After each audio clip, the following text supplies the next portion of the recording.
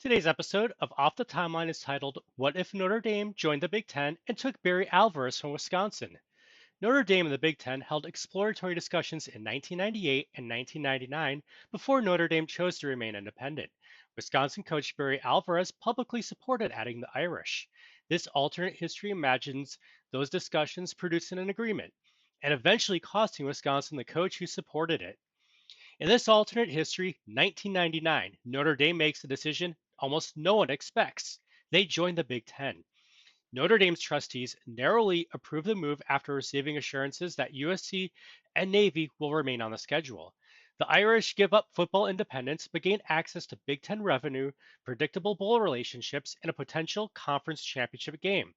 One prominent supporter is Wisconsin coach Barry Alvarez. That makes sense. Alvarez had been Lou Holtz's defensive coordinator at Notre Dame before rebuilding Wisconsin.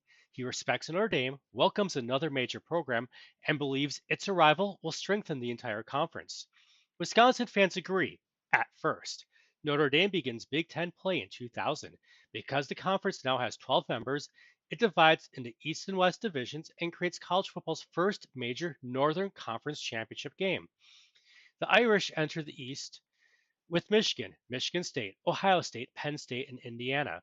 Wisconsin headlines the West alongside Iowa, Minnesota, Purdue, Illinois, and Northwestern. Bob Davie's first conference season is encouraging. Notre Dame beats Purdue, Michigan State, and Penn State and finishes 9 and 3. Wisconsin also finishes 9 and 3 behind Michael Bennett. The Badgers beat Notre Dame 24-28 Cap Randall, but lose the West after an upset at Northwestern. That November defeat matters because Northwestern wins the division and becomes the accidental answer to a trivia question nobody's prepared for. Michigan defeats Northwestern in the inaugural Big Ten championship game, then loses to Miami in its bowl game. Notre Dame gets crushed in their bowl game, producing immediate concern that conference membership has made the Irish more ordinary, not less. Then 2001 becomes a disaster. Notre Dame opens with losses to Nebraska and Michigan State. They finish 6 and 6, including a humiliating loss at Purdue. Wisconsin struggles too, going 5 and 7 as its offense collapses without Bennett. Just like in real life, Bob Davie is fired. Notre Dame considers Stanford coach Tyrone Willingham like they did in our timeline, but in this alternate timeline, conference membership changes the search. The Irish no longer need someone who understands the pressure of national independence. They need someone who can beat Michigan, Ohio State, and Penn State while building an enormous Midwestern roster. They call Barry Alvarez. Alvarez initially says no. He built Wisconsin from empty seats and November irrelevance into a three-time Rose Bowl champion. But Notre Dame offers more money, greater recruiting reach, and control of a program he already understands. Most importantly, the Irish offer him the chance to transform Notre Dame into the exact kind of physical football machine he constructed in Madison. Alvarez accepts. Wisconsin fans go from supporting Notre Dame's membership to treating the Irish as an invasive species. The Badgers hire Iowa State coach Dan McCarney. It appears to be the safest possible choice. Familiar recruiting territory, familiar defense, and familiar emphasis on physical football. But McCarney's departure opens Iowa State, which they use that opening to hire Mark Mangino. One coaching raid has now altered three programs. In 2002, Alvarez's Notre Dame transformation happens immediately. The Irish abandon finesse, build around Ryan Grant, and turn every conference game into a disagreement. Notre Dame starts 8 0 before hosting undefeated Ohio State. In this version, the Ohio State scores late and the Buckeyes survive 20-17. Notre Dame finishes 10-2, wins their bowl game, and Ohio State still defeats Miami for the national championship, just like in our timeline.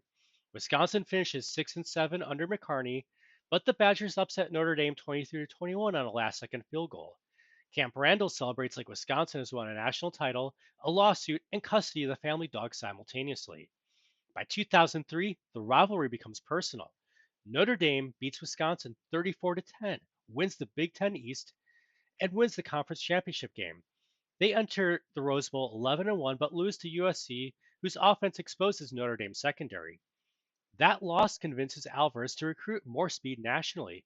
Notre Dame begins pulling defensive backs from Florida and receivers from California while continuing to recruit offensive linemen across the Midwest. Wisconsin, meanwhile, slides to 7-6. McCarney recruits effectively but cannot reproduce Alvarez's identity. The Badgers remain competent, which might be worse emotionally. They aren't collapsing spectacularly enough to start over, but they're no longer going to win the conference. The national picture changes dramatically in 2004.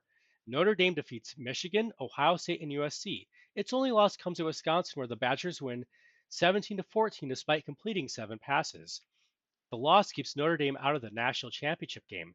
Oklahoma faces undefeated Auburn instead because USC's loss to Notre Dame removes the Trojans from contention. Auburn beats Oklahoma 27-20 and wins the national championship it was denied in reality. Notre Dame settles for the Rose Bowl, wins it, finishing 12-1. Wisconsin ends 9-4, giving McCarney enough job security, but also ensuring that every future season will be compared with the coach now winning at Notre Dame. By 2005, Alvarez completes the takeover. Notre Dame goes 12-0, wins the Big Ten championship game, and faces Texas in the Rose Bowl for the national title. Vince Young is still spectacular, but Notre Dame controls possession and limits Texas to 8 fourth quarter snaps. The Irish win 31-28, capturing their first national championship since 1988. Alvarez has now won a championship by using the blueprint he created at Wisconsin against the program he left behind. Notre Dame's move also damages the Big East. Losing the Irish weakens the conference's basketball identity and bowl influence before Miami and Virginia Tech leave for the ACC. The Big East responds by adding Louisville, Cincinnati, Marquette earlier, while football considers Memphis years before reality. The Big Ten becomes the sport's dominant Northern League. Its championship game produces enormous ratings. Notre Dame's NBC relationship evolves into a Big Ten package, and the conference begins discussing its own TV network ahead of schedule. Wisconsin eventually recovers, but it must watch Notre Dame win with massive linemen, power running, and the coach who taught Madison to believe. Barry Alvarez supported Notre Dame joining the Big Ten because he thought it would strengthen Wisconsin's conference. He was correct. He just didn't realize Notre Dame's most valuable Big Ten acquisition wouldn't be TV money, a championship game, or access to Midwestern recruiting. It would be Barry Alvarez. And if you enjoyed this college football alternate history deep dive, hit like, comment, and subscribe, and I'll see you in the next timeline.